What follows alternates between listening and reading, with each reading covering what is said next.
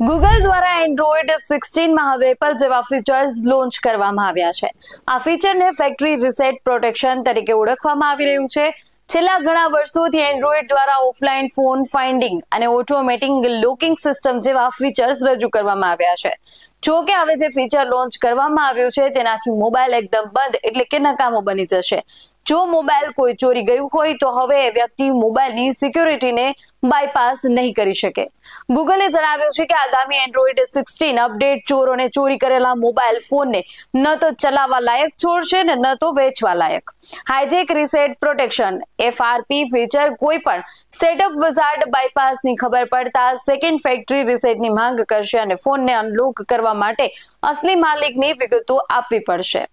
Google દ્વારા હાલમાં Android show રાખવામાં આવ્યો હતો, જેમાં ગૂગલે નવી ફેક્ટરી રીસેટ પ્રોટેક્શન વિશે જાહેરાત કરી છે. આ ફીચર હેઠળ જો યુઝર દ્વારા પરવાનગી વગર ડિવાઇસને રીસેટ કરવામાં આવ્યું હોય તો એન્ડ્રોઈડ દ્વારા તમામ ફંક્શન બંધ થઈ જશે.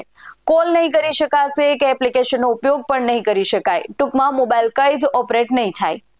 આથી મોબાઈલ ચોરી થઈ જાય તો પણ ચોર એનો ઉપયોગ નહીં કરી શકે ત્યાં સુધી સિક્યોર રીસેટ પ્રોસેસ પૂરી નહીં થાય. આથી હવે મોબાઈલ ચોર પણ આવા મોબાઈલની ચોરી કરવાનું ટાળશે.